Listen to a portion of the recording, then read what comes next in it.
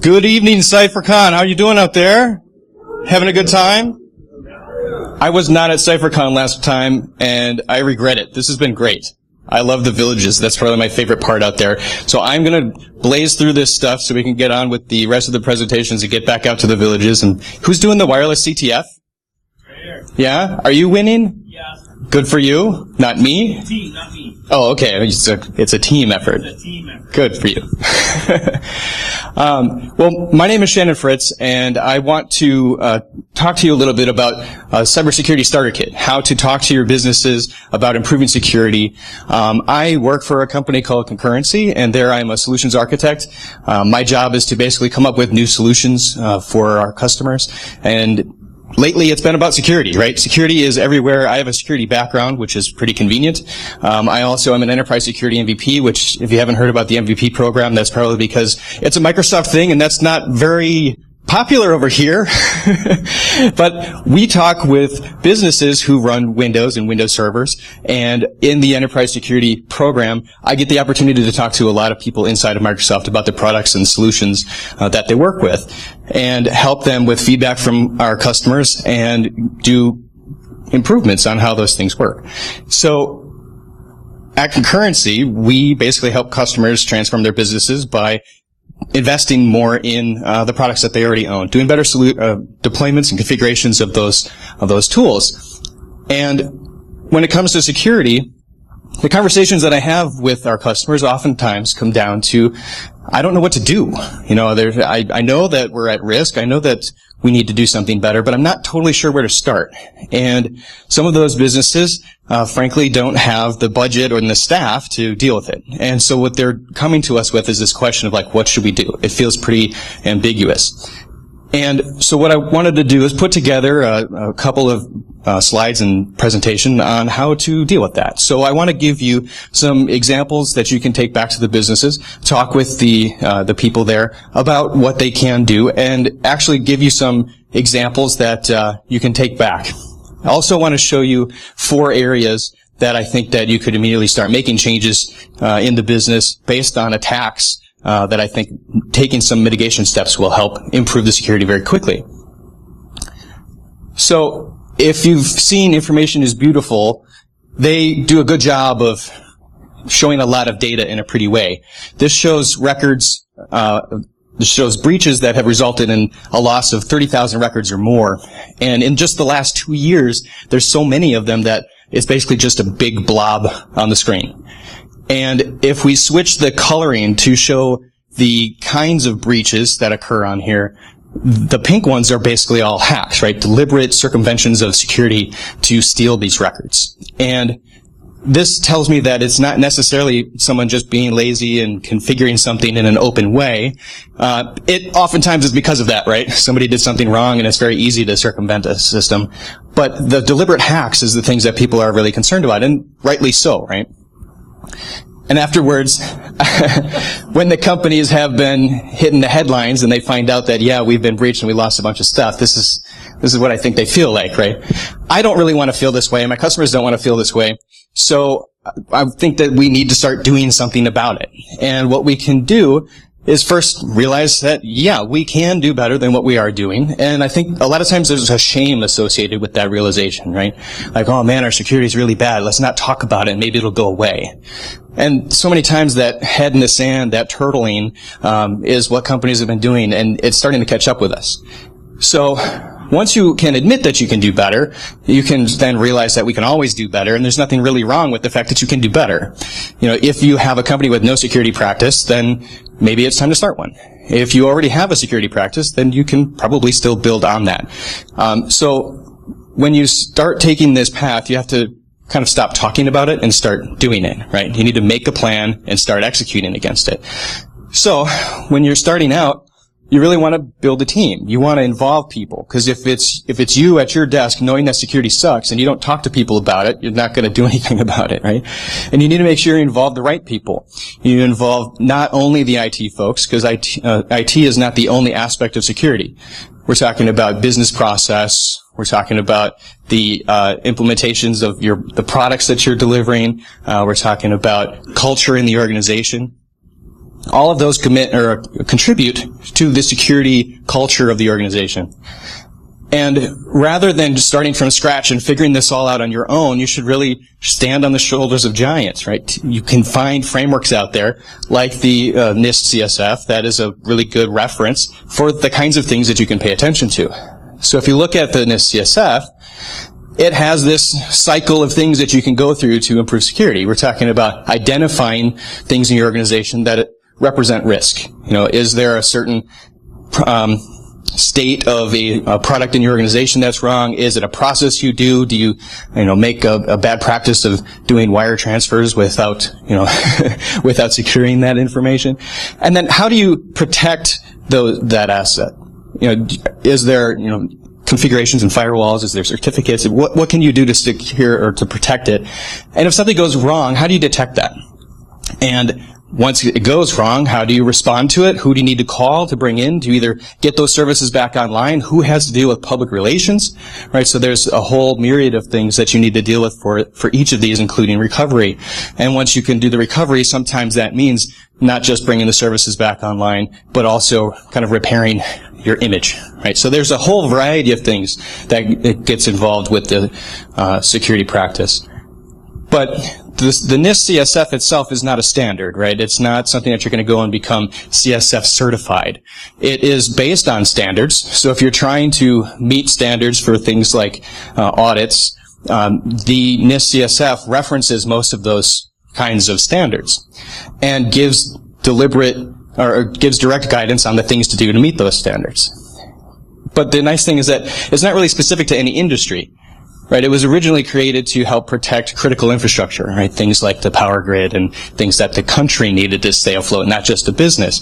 But the recommendations that are inside the frameworks are still relevant to multiple industries. So, to get specific, we basically have to call out what we're concerned with. What is it that has us up at night? What is it that we think is really at risk? It's a good place to start because it probably means there's something that you know that needs to be done. And when you realize what it is, you can start calling out why it's bad. What is it that would go, or what would happen to the business if this thing was exploited? And start making out that list. And once you have a list of things that you're concerned with, really start with the little things, the low-hanging fruit, the things that you can start making that small incremental change that is a measurable thing. You really want to be able to demonstrate improvement. Not just a gut feeling that something is better, but something tangible. Because once you can start seeing a past series of improvements, you can start really seeing that trend going through the business to start making things better. And if you're not sure where to start, this might be a list of things to consider. If you're a service provider, look at denial of service attacks and botnets. Like if you are providing services on a web portal, could you handle the Internet of Things turning on you, right? Like what happened with DNS. Is it possible that someone in your organization could be tricked by social engineering? I would think that everybody would agree, yeah, it's very possible, whether that's through a malicious email attachment, or maybe it's somebody with a nice-looking badge that walks up and says, hey, I'm the IT guy, and I need to update the certificates on your computer. Can I just plug this in real quick? Is it possible that someone in your organization would believe that and let that happen? It's very likely in many organizations. And ransomware, if you did get a malicious payload and it were to go through and, give you some CryptoLocker or Locky or something, is it likely to spread and cause damage to the business? And if it did, how could you come back from it? Do you have a plan? And credential theft. This is the one that I think is, by and large, the most well-known problem in most businesses today is related to credential theft. So, among these things, insider threats are real, right? But when you're starting a security practice, I would really recommend you do not start there. Does anyone know why you wouldn't start with an insider threat? Why I would say that? It's a big room. Nobody wants to say. I would say not to start with an insider threat because if you are beginning a security practice, first you're going to make mistakes. Right? You haven't done it before, so you're going to be figuring it out. And because of that, you don't want the first mistake to be you saying, hey, IT guy, I don't trust you to stay out of my email. And I don't trust you to stay out of the stuff you shouldn't be in. You don't want to put out that sense of non-trust, right? You want to make sure that you're building an organization of trust, good relationships, and you start with the people that have the administrative rights and the power in the organization to make these changes. And those are the people you inherently trust right now. And they're not the ones that we need to defend against, at least at the outset, right? Eventually, you can start looking at the risk of insider threats, but in the beginning, you could start making improvements very easily that address the external threats. Eventually, once you start getting better at it and you have an actual security practice with standards and stuff in place, then you can start looking at some of the insider things. But in the beginning, it's not a great place to start because you're going to foster that mistrust in the organization. You really want to build a team inside. So, for specific things to look at related to those kinds of risks and threats, you might look at things like your network. Make sure that the network is segmented in a way that if I jump on your wireless network from the parking lot, I can't connect directly to the domain controllers. Like, it's probably a good idea, but that doesn't happen very often. That segmentation doesn't always exist. Bad and poor and common configurations, right? If you just go through and do the quick, lazy installation, oftentimes that leaves it open for backdoors and other kinds of things. So just looking at the kinds of products and solutions and tools you have in place, as well as, other services you subscribe to, making sure the configurations have some security oversight. If you're a development shop and you're building applications or services, are you using APIs or protocols that are old? Are you able to keep up with them? If you're using like OpenSSL, are you still, able to get hit by, some of the Heartbleed or something like that?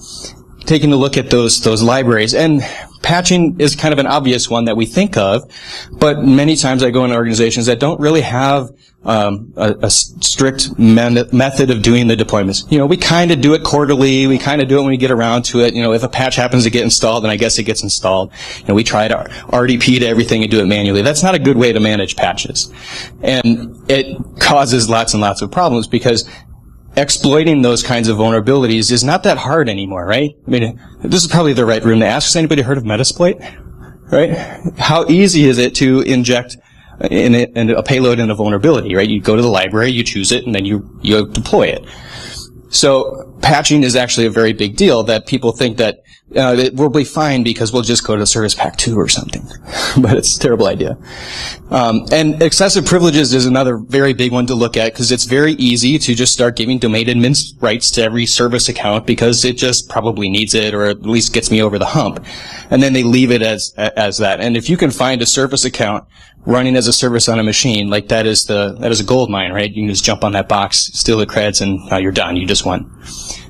And credential management falls into that too. If you are not doing a good job on allowing users to do things like manage their own passwords and use credentials or require credentials that are harder to crack, then we've been talking about that all day. Once you've gone through this list and you've started building out things like, the services that are in your environment you need to take care of, start making a literal list. This list, one of the most important columns on here is actually that owner column. If you can define the owners of the service in your organization, that is going to drive progress. If you say, well, IT owns this, or finance owns this, nobody's going to be responsible for it, and nobody's going to have to answer when the timeline slips. So this is about accountability and making sure that you set realistic goals and you have somebody who can make a decision. Now, I'm not saying it's empirical, right? You're not going to go and just say, this is how it is because I own it. You still probably have to get buy-in, right? We're talking about getting trust from people. And once they have that owner set, you can start doing things like defining what is the threat. What could happen if this particular item was exploited? And then the vulnerability is what could cause it. So if we're talking about like privilege escalation being the risk, local administrators could cause privilege escalation. So that is the vulnerability. And then controls, what can you do to prevent that risk? Once you have those categorized, then I would say you'd start saying, well, what is the impact for how bad could that be? Like, is this thing going to take down a web server, or is it going to own my entire domain? Like, how bad is it? And this is kind of subjective. You get to classify this how you like. Risk is more, how likely is that to happen? Like, sure, if this happened, everything could break, but the likelihood of it happening is pretty small because of these controls we have in place. So it might be a low likelihood, but a high impact, right? And then the last is complexity. This is where you think of, if I needed to implement this mitigation technique, how hard would it be? How much time and resources, product solutions, or whatever it might take to do, how complex is it to deploy? And with those three metrics, you can start building your priority. You can say, this one is a high impact, it's very likely, but it's super easy to fix. That's priority number one. Because you can just do it and fix a big problem, right? And this will help you set deadlines. It will help you set the order of things and start getting the right people in place so you can start working on these things. This is probably the most controversial slide in the deck, because the idea is that you might need to prove that that risk is real. And I'm not saying you should go rogue in your organization and just start hacking all the things because it's fun. This is actually very dangerous to do if you don't think about it. But you might find yourself in a situation where you need to prove that this risk is real. And when you do that, you want to record what you did. But you have to remember to not do any harm here. There are other tips that you want to go through and make sure that you basically get some permission from whoever you might have to report to say, hey, I think I need to do this. This is what I want to try to show the risk.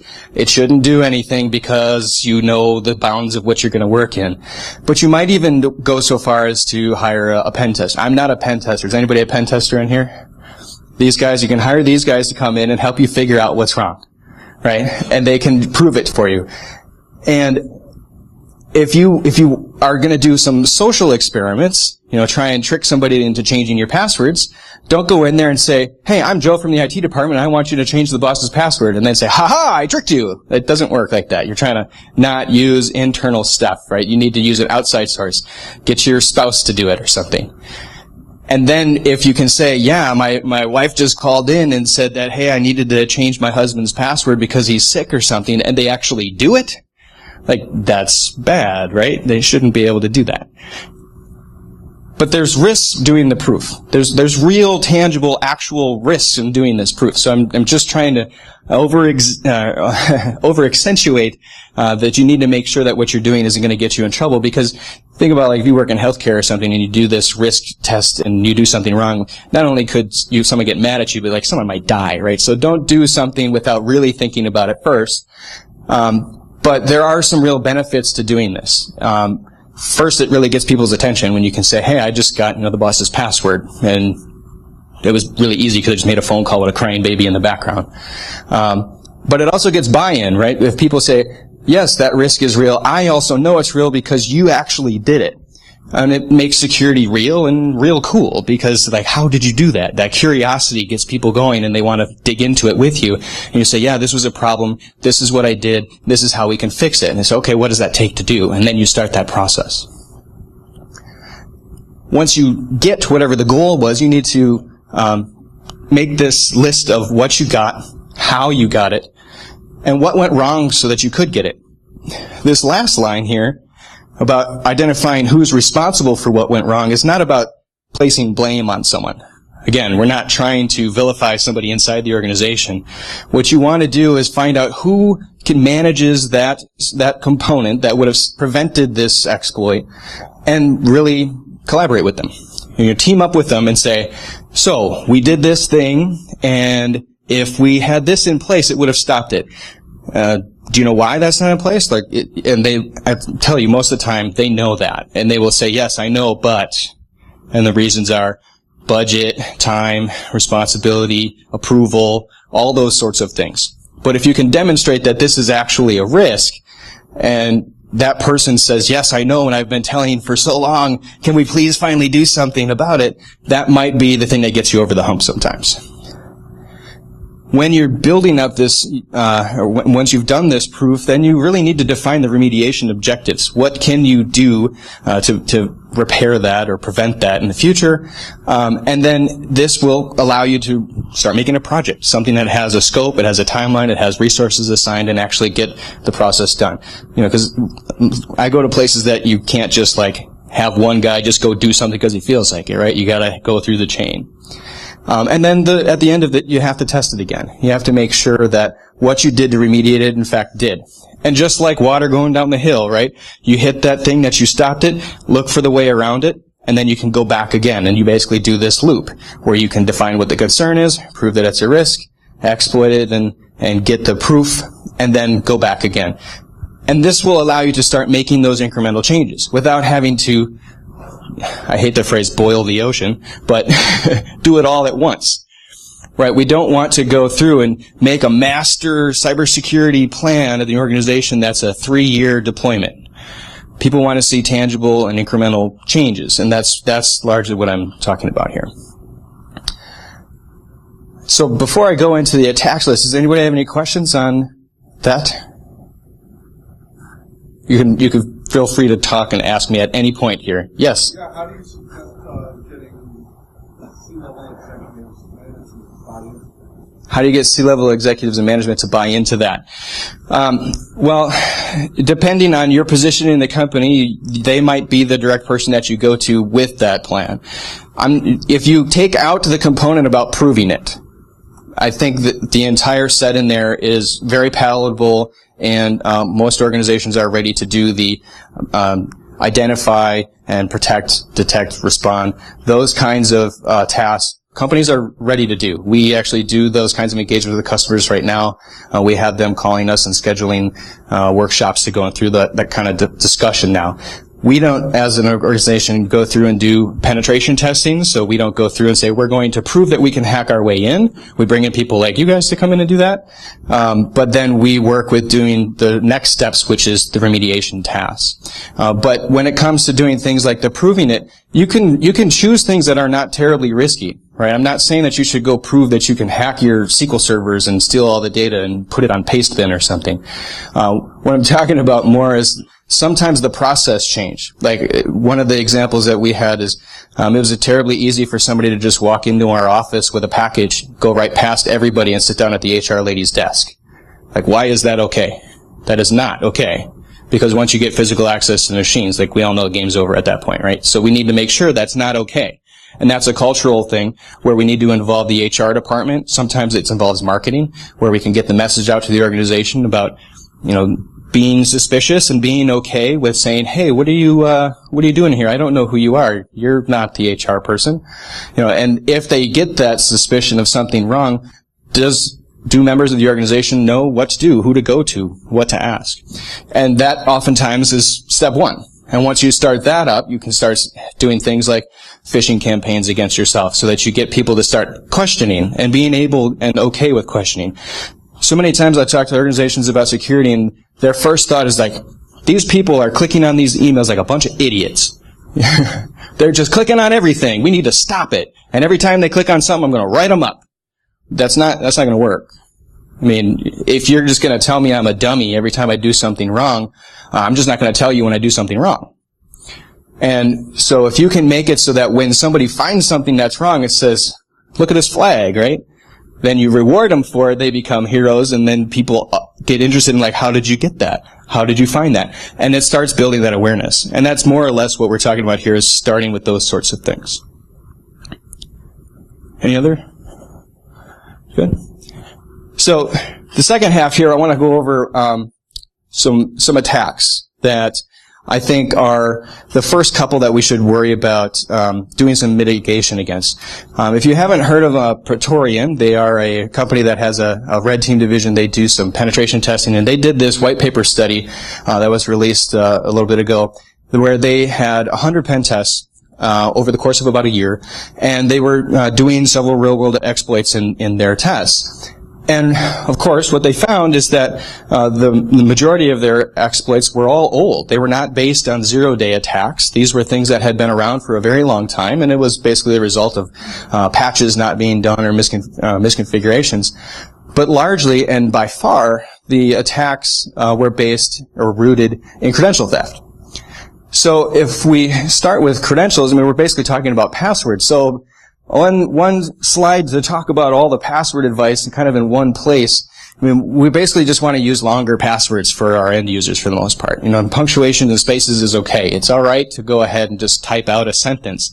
The longer the password, the better. And when we start using longer passwords, the biggest feedback that we get from people is, I don't want to type that. It's so much to type all the time. as an organization who controls the access to systems in your environment, what we can start doing is give people single sign-on. Right? I mean, we're used to it inside of an enterprise, and now as we move to more web-based services, single sign-on is kind of a big deal because we go to web pages and have to type our password all the time. Well, for one, if we're using machines that are joined to like Azure AD and we're out using Office 365, which is pretty common, we can give single sign-on into those systems so that the users don't have to type their passwords as much. But for logging into their machines, they don't even have to type their password if they're using something like Windows Hello. So Windows Hello allows you to basically use gestures, pins, and biometrics to sign into the machine so the users can just sit down and it unlocks. If you need to do things like generate passwords, I mean, there's obviously password generators. Machine-generated passwords are far superior to anything that us humans can do because we use the English language, so we generate passwords based on English, and then people like Robert Reif go out there and they create algorithms to just crack our passwords based on what we're probably going to type. So if you go and use a password generator, you're going to be in much better shape. Still use something long, but just generate one. In other cases, password managers are a great solution for users, humans, to go ahead and use complex passwords without having to know or type them. I use LastPass all the time, but there's plenty of other options out there. But they allow users to go to the web portals and just right-click and sign in. Sometimes they'll automatically fill it in, but you're not saving the password in the browser. And you can access it from your mobile device, and you can access it from your machines as well. But reusing passwords is probably the worst thing you can do. If you reuse a password, particularly your work account, the users could be listed in some sort of a breach. And then when that password is out there, it shows the username and password. And if it happens to be a work domain as the username, I'm going to go to that OWA site and try and sign in, start snooping around and see what I can find. Search for VPN, get the welcome message that tells you how to get on the Wi-Fi. All of the secrets are in their inbox. And then a lot of the guidance that goes through the rest of the deck is actually under this aka.ms/password guidance site. It's got some white paper information there that'll tell you in more detail some of the rationale behind this stuff. Following through the attack kill chain, when we're talking about credentials, most of the major milestones in here are related to credentials. So if I can get a password, I can get an account, I can make my next move. So protecting credentials is a really big deal. I see pictures. Did you get your shot? All right.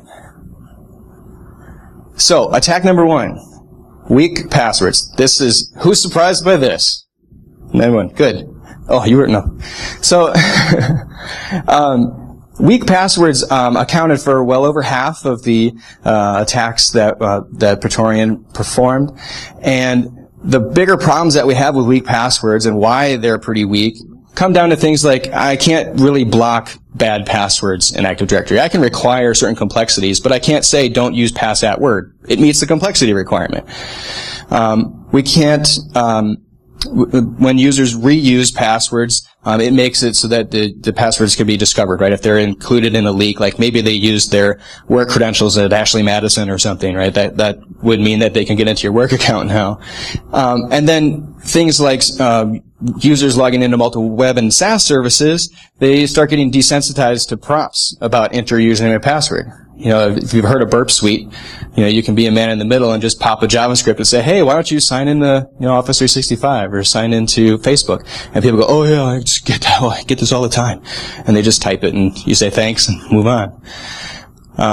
And simple guessing of passwords, this actually is taken out of a study that Rapid7 did, where they have a manual guessing process when they first try to do accounts. They can just say, season, year, bang, and they got about 25% success rate that they're going to get it.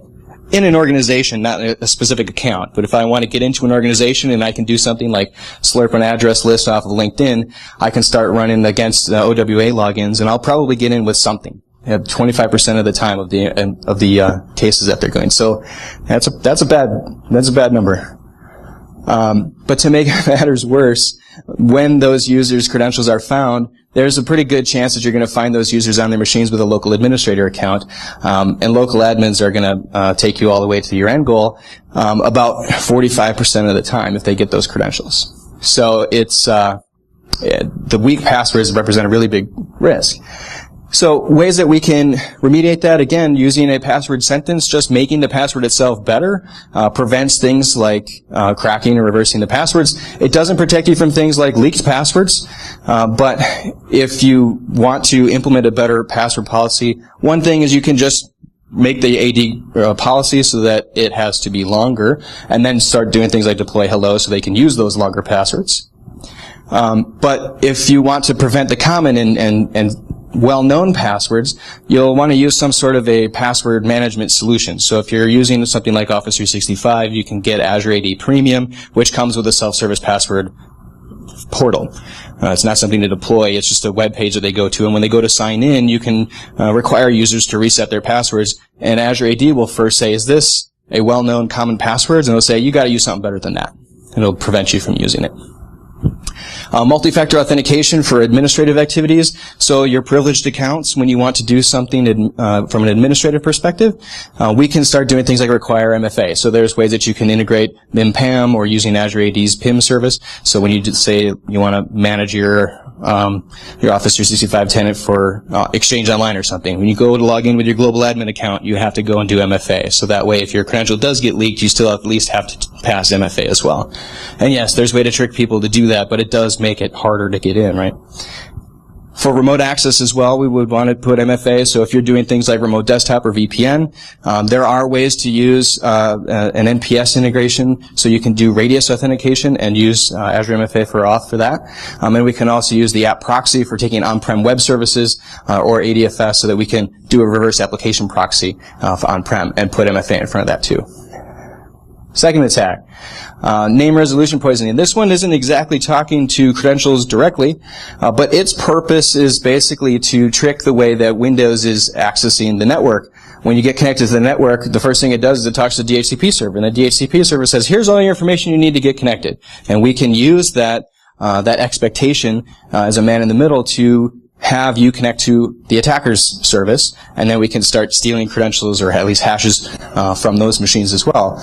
And when this happens, then it actually allows users to start accessing other systems because we can start getting on those machines and basically start doing lateral movement on that box.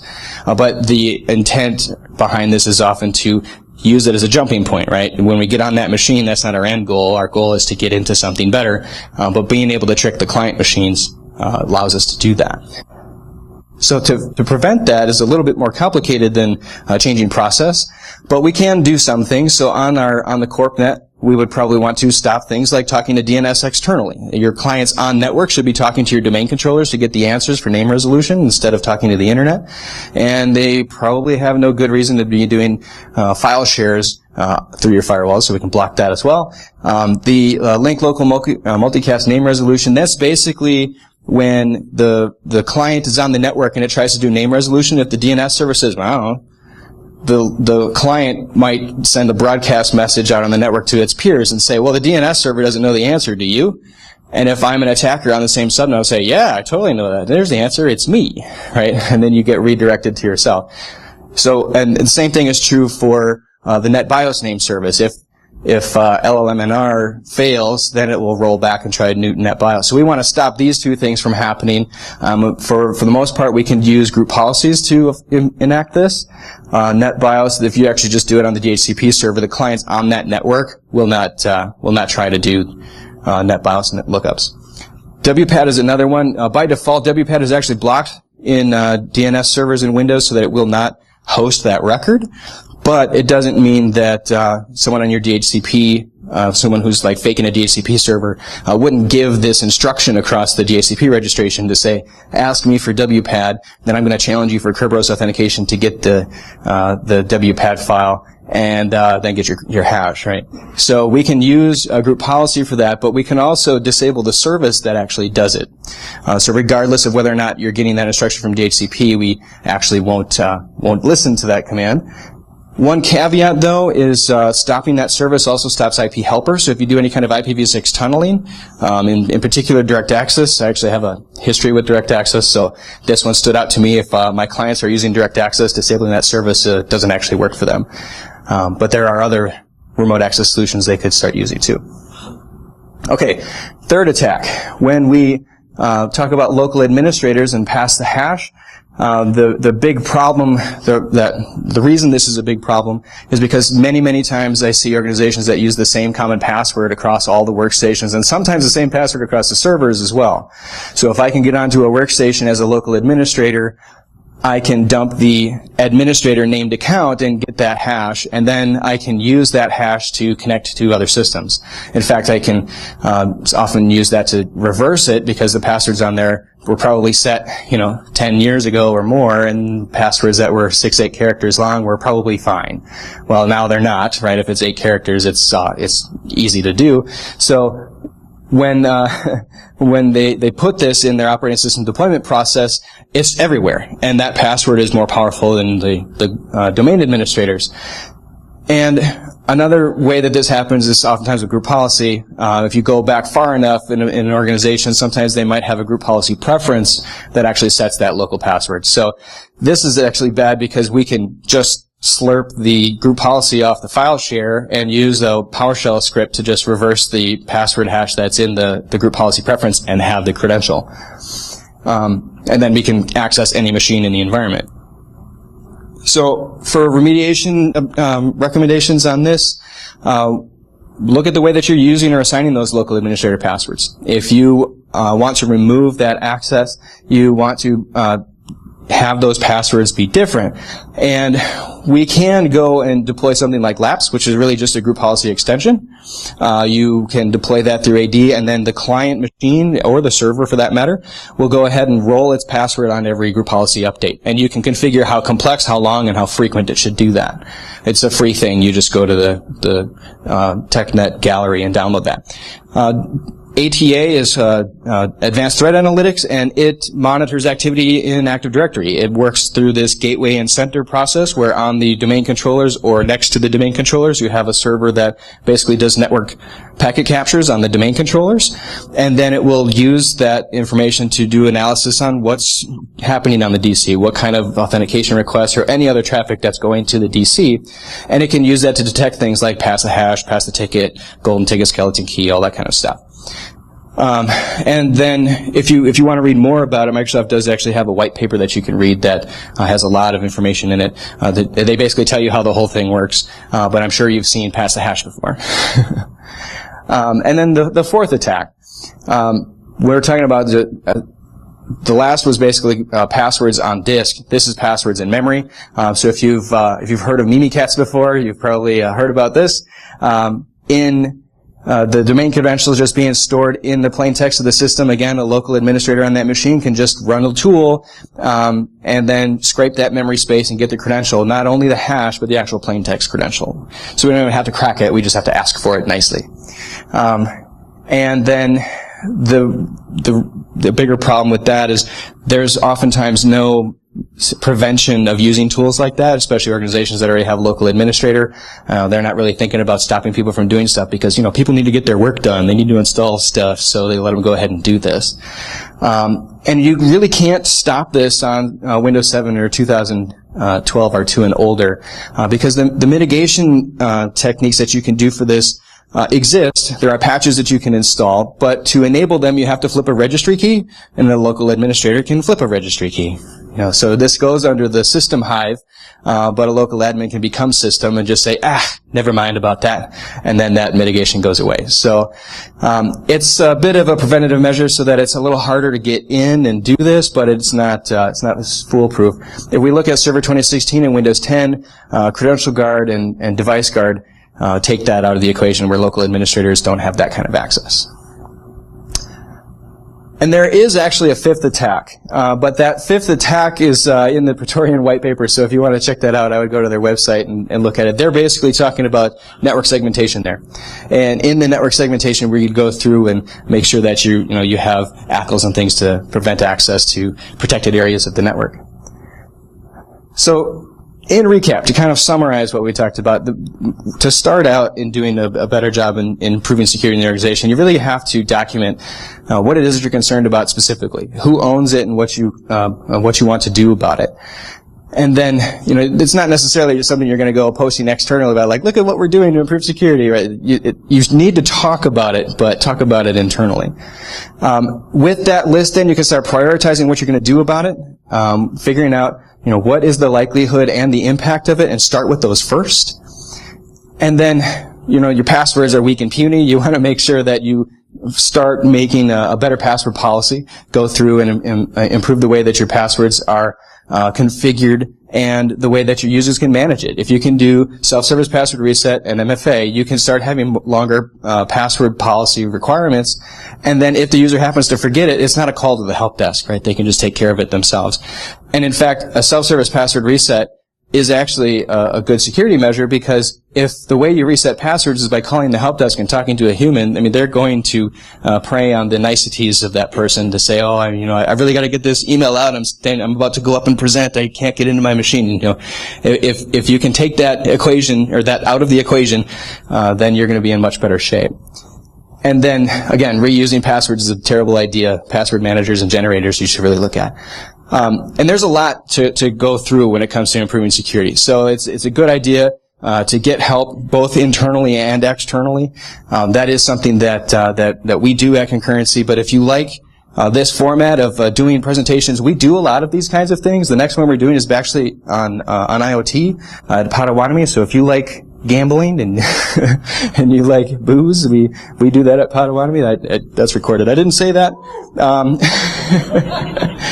but you're welcome to join us for that. And if you want to get a copy of this deck, you can go ahead and just email me with the subject "naked at CypherCon," and I will automatically email it to you. It's not going on a list. I'm not giving it to our marketing guys. I just have a rule set up on my mailbox. I will just send it right to you. If you wanted to get some help with doing a security assessment, that is one of the things that we do, where we come in for 2 or 3 days and we talk to all the different people in your organization, ranging from, the C-level people, the IT people, marketing, and whoever has a stake in security, and work with them to build that backlog and get you going. And then we also did take the NIST cybersecurity framework and basically create a map that says, have you seen that spreadsheet on the NIST framework? We basically took that spreadsheet and we correlated the different products and solutions and services that you might use to implement those particular recommendations. And that comes with a white paper that talks about the digital transformation too. So with that, thank you very much. And if you have any questions, feel free to come up and ask. Thanks.